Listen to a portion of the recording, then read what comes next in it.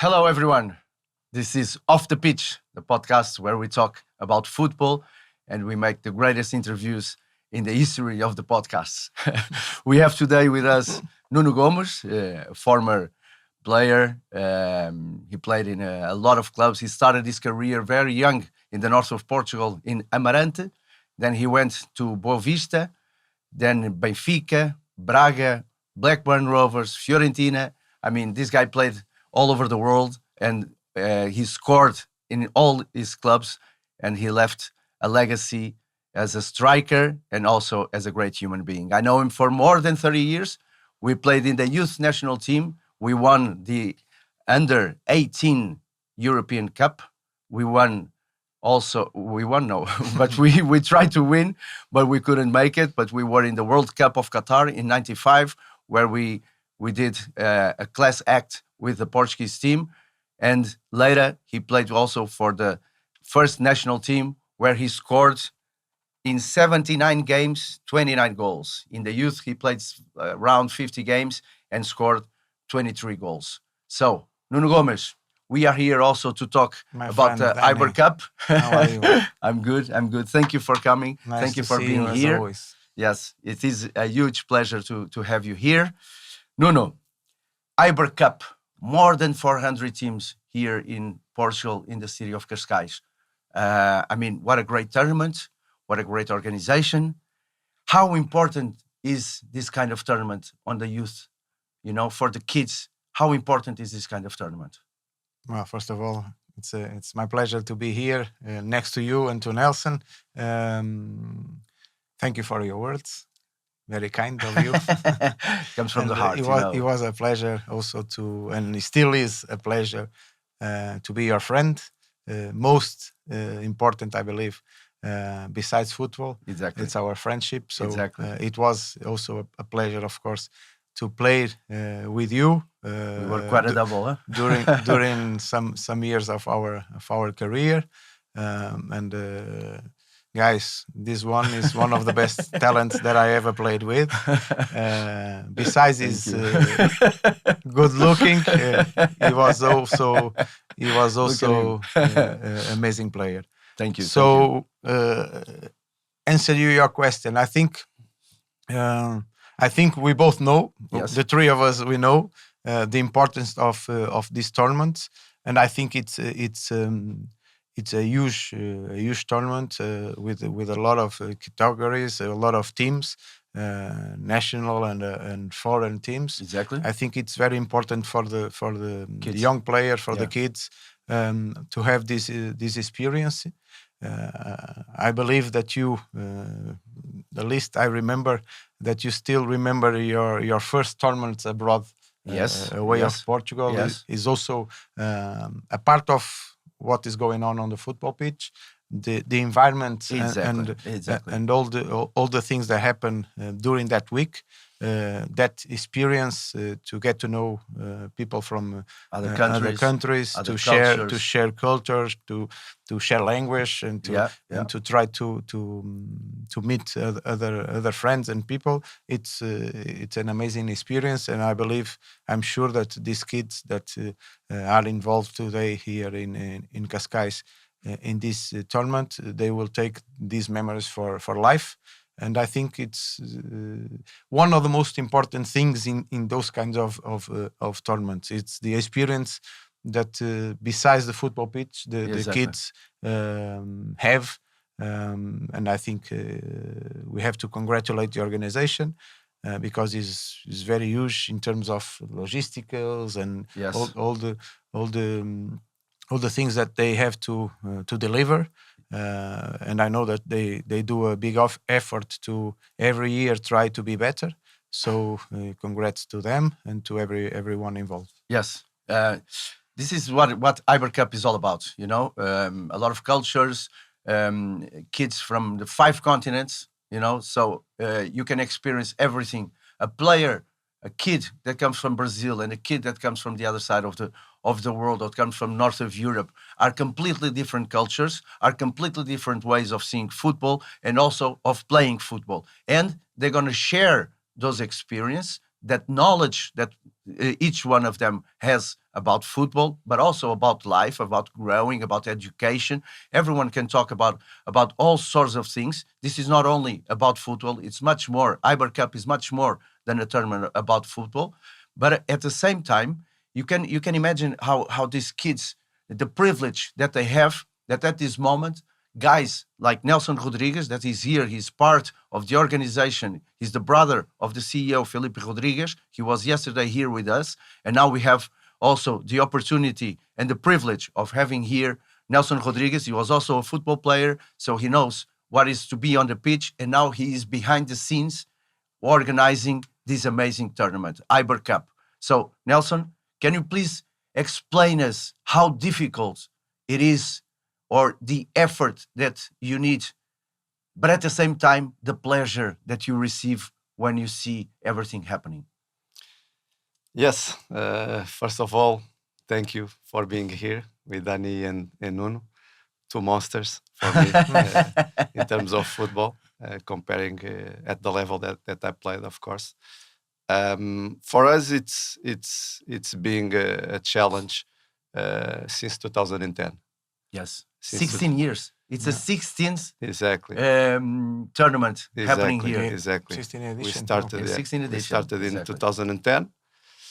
We've been growing since then. So we started with one competition in Portugal, only one age category. Then we went to Spain. We went to Denmark, to Poland, Brazil, United States. Today we run seven competitions during the year. 5 continents, right? 5 continents. Amazing. China is coming next year, so we are very optimistic as well for the China competition. Fantastic. And like you said, and Nuno mentioned already, for these kids and for us, we follow their dreams as well. So for us, it's a pleasure to be inside of this kind of work environment. Where we can deliver this unforgettable experience for the kids. Of course, like you mentioned before, it's a lot of work. We need to prepare everything in advance. The logistics, like Nuno was saying. But the experience that we have also give us some confidence to deliver the best the teams want. We were together, Nelson. We were together in South Africa.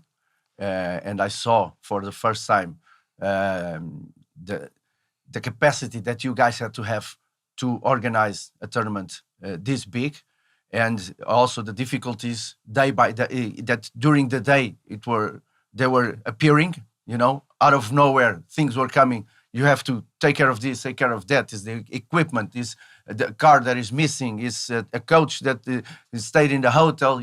All kinds of difficult things that make it so difficult to organize a tournament like that. But you guys were always available, and I also saw your faces in the end when everything finished.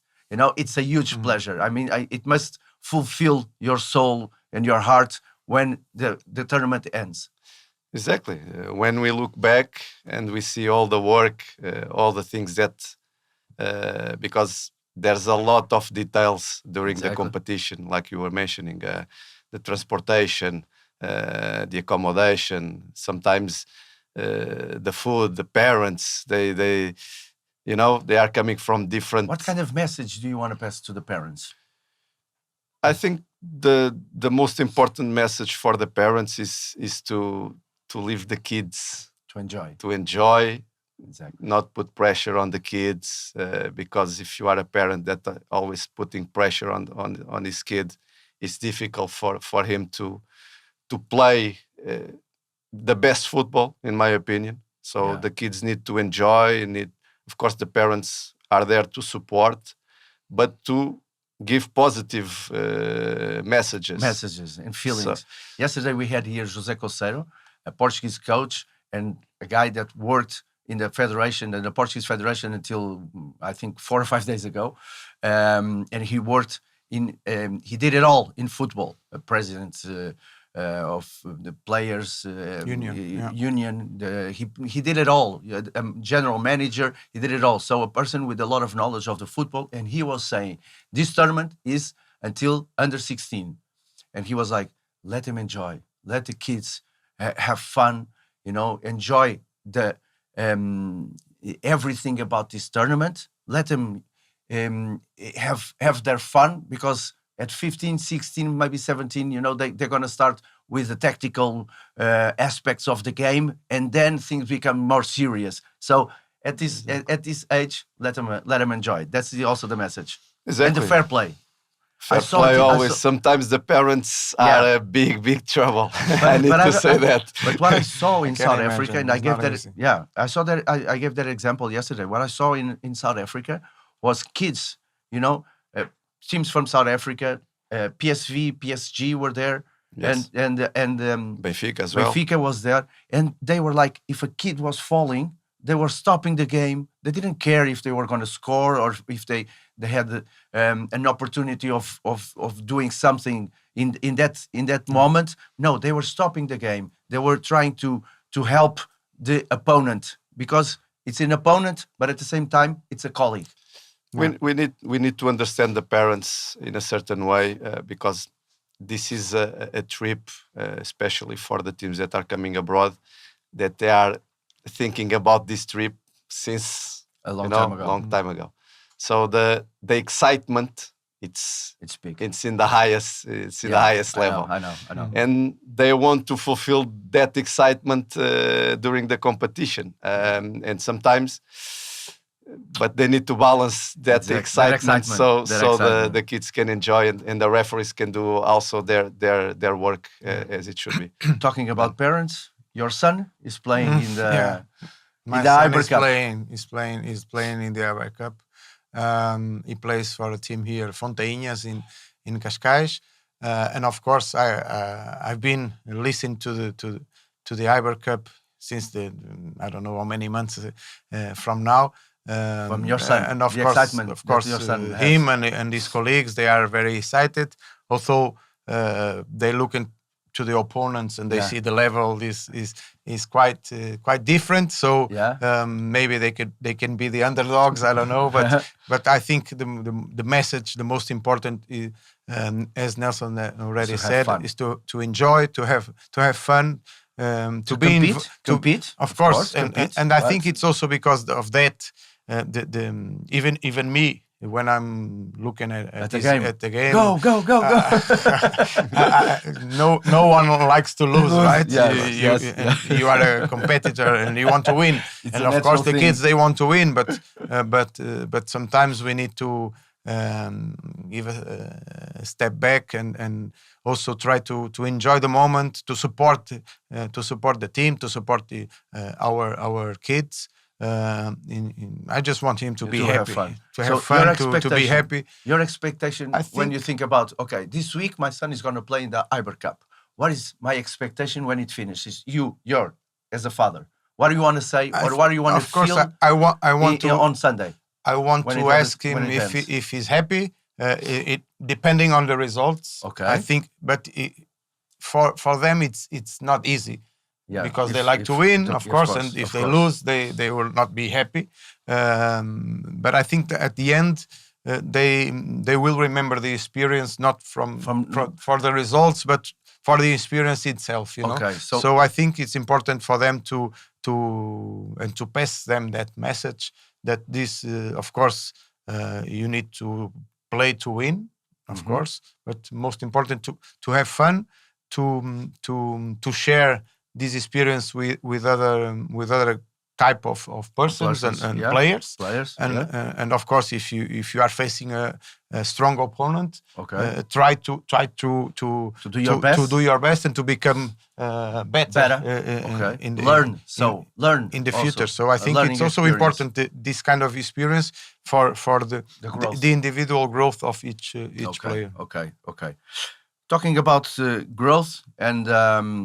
How was your discovery process in football? How were you playing in the street? I mean, I was playing on my vacation. I was 8 years old, and I was playing in the end of the day where my parents were having a coffee, beginning of the evening, end of the day, after dinner, on vacation, 7, 8 o'clock in the evening, and there was a playground, and we were just, kids having fun, with the ball, and you go with the ball under your arm, and you get to a place, you put 2 stones there, it's a goal. And and then you say, okay, let's play football, let's enjoy and let's play football. And I was there playing football, and then a scoutsman, he just passed away, Aurelio Pereira, a gentleman and an amazing person. And he came to me and he said, give some touches in the ball, with the ball and everything. And I was playing a little bit with the ball, and he said, can I speak with your parents? Yeah. He spoke with my father, and I went to Sporting on a tryout, and then it started my career in football. How was it with you, Nuno? Well, I think a little bit similar like you. And we are from a time that when we were kids, we were able to play in the streets. Or wherever we could find a space to turn into a football pitch. Nowadays, it's a little bit different. We are parents, and we know that sometimes we are concerned about where are our sons, our daughters, the games, there's the social media, and phones. And of course, they have their space to play football, but that custom, that thing that we were looking for a pitch is lost. The natural, I think, more ability. Also because of safety reasons. Okay, also that's true. They don't play on the streets, or they play on the schools or in the academy. It's not normal and in common nowadays. We watch kids playing in the street, just maybe.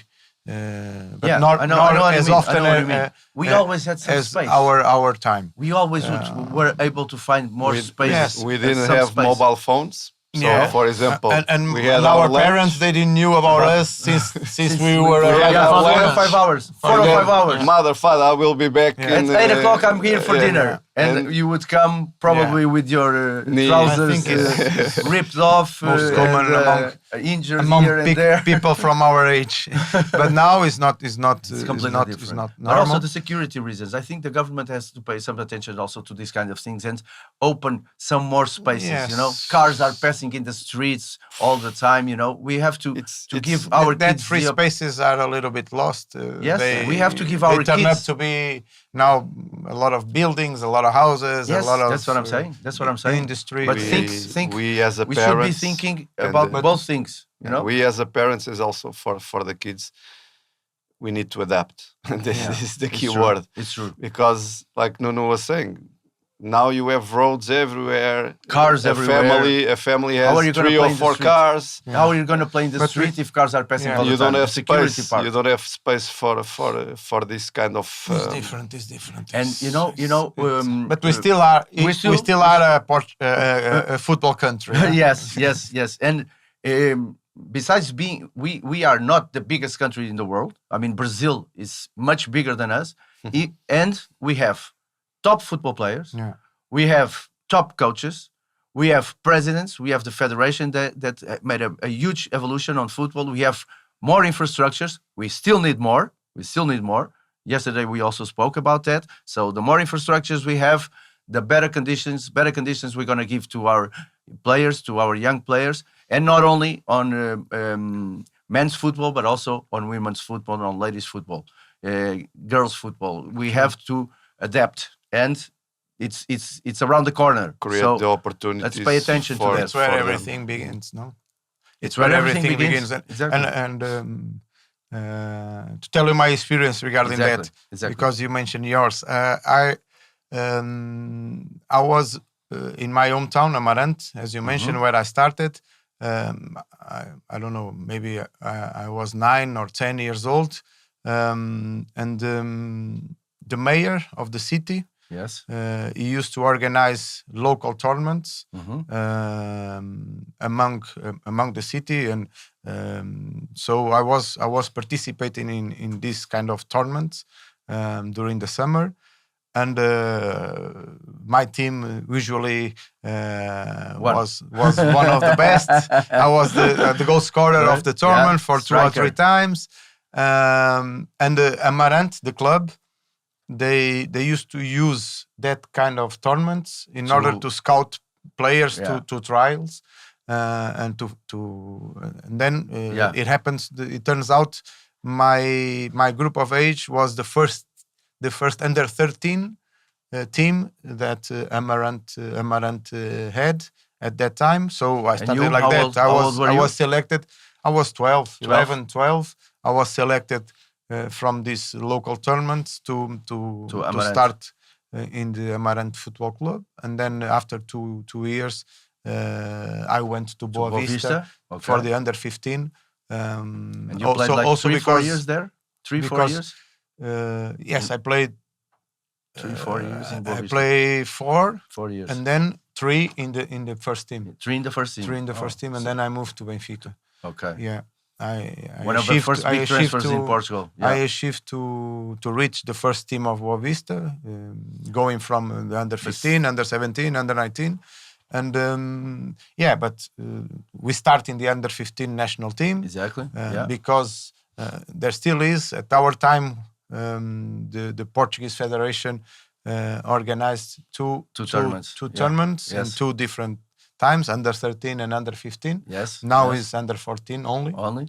Okay. From some years ago, they changed the group of age, so is now Lopes da Silva is the under 14. Okay. In our time, we had under 13 and under 15. I went both with our football association. This tournament is between the football associations of Lisbon, Portugal Porto, Federation, Braga, Castelo Branco, also, Viseu. It's a good tournament also. And I don't know, I won 2 times against Lisbon in the final. Look at you. Sometimes happens.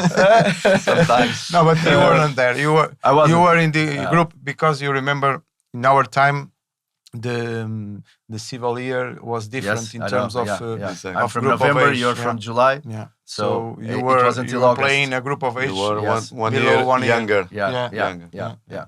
But you know, this kind of tournaments with the associations is where you can find, because you go to the interior of Portugal. You go to places where normally or where it's more difficult for the clubs to reach those players, to reach those areas, and sometimes you can find there a new Nuno Gomes or a new Nelson. The talent is spread everywhere. It's everywhere. A question you never of know. opportunities. You know, and it's a question of opportunities. And these kind of tournaments, they give them the opportunity. And the IberCup also. The IberCup also, because sometimes, of course, and you have in the tournament most of the big teams, Portuguese big teams, but sometimes you know how it is. Sometimes for a moment you lost your opportunity so that someone could see you or not. And this kind of tournament is also very good to maybe some other players that the better teams, they for one reason or another they didn't make it. They still have this chance to show themselves. And Nuno, I will finish with a slogan to give every talent a chance. No, give every talent a chance. Well, pay attention. IberCup, we have a new slogan from Nuno Gomes. It's a FIFA slogan. Okay, so you have to pay the rights. You trademark. You have to pay the rights. But you can listen to it. You can interiorize it and use it on your life, on your day-by-day life. Nuno Gomes, you played 3 finals of the Euro. Final phases.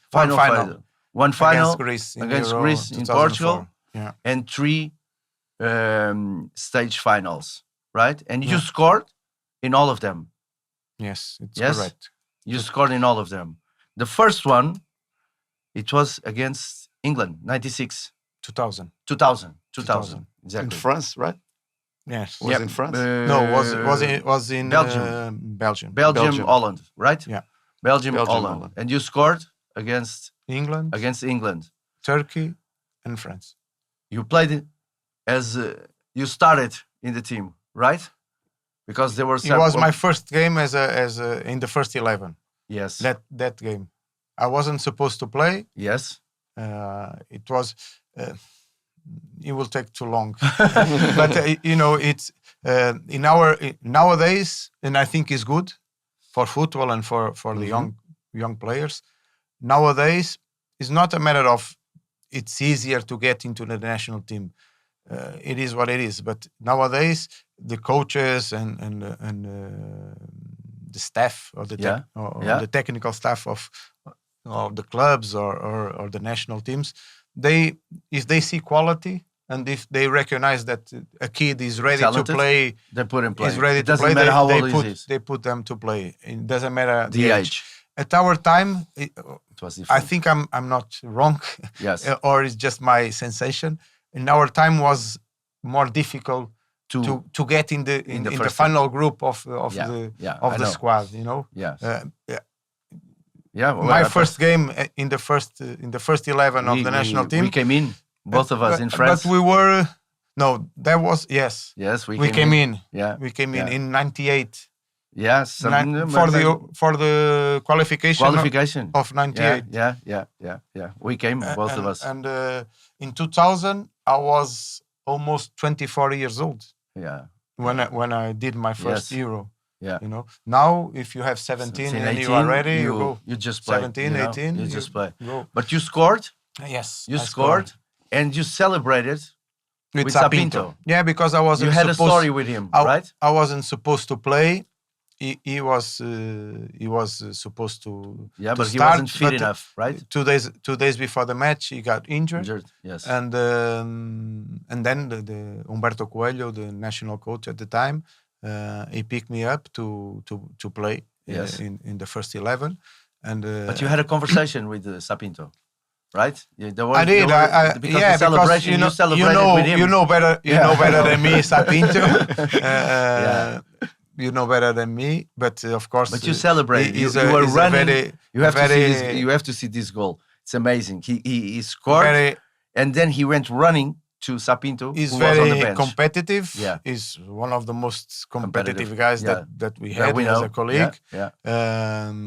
Of course, nobody likes to lose, but he was very. Yes, still is. He still is. So he was destroyed, emotionally destroyed. Yes. Because he was missing the game. And I went to him. Listen, it happens. It's football. It is what it is. Like you said. I will score a goal for you, my friend. Come on, Nuno. Come on. I believe in you. And I did score the winning goal. It was an amazing game. There's a nice story. We were losing 2-0. It was against England. Yeah. The year before, I was coached by Graham Souness in Benfica. Yes. And there was sometimes some arguments and some issues between the Portuguese players and the English coach, players. Because, English culture and the English football at that time. A lot of screaming. So he was always complaining about the Portuguese style of play in terms that we were not aggressive as he was. Yeah. So he was my coach, but then he left Benfica. He went to England. He got back to England, and he was working for TV. And he was talking as a pundit in that game. So when the lineup came up, it's a good story. When the lineup came up, he saw my name on the team, and in the other side there were Sol Campbell as a centre back and Tony Adams. Oof. And he said big ones. He said for his colleague on TV, "Oh, it's Nuno Gomes. Don't worry, guys. Easy. Piece of cake. Tony Adams. He just need to show his teeth in your to face. Nuno, and he will live."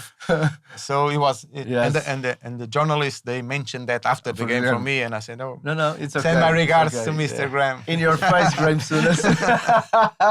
No, it was a fantastic. And I went game to celebrate with Sapinto because I felt that, and of course it's unlucky to be 2 days before the match, ready for the first game, for first the Euro, game of the Euro, of the final stage of the Euro. And you got injuries. It's not easy. So I went to celebrate with him. In life, and in football, unfortunately, we have to overcome these kind of situations where guys get injured before final stage of the Euro. You work on your whole life to be on that moment, on those games, and then an injury comes. So emotionally and the frustration. Well, it is important to be strong in that moment also, because you can do nothing if you are injured. Of course, you need to cry and you get frustrated, but don't let that things to turn you down. And it's not the way that you fall; it's the way that you get up. And to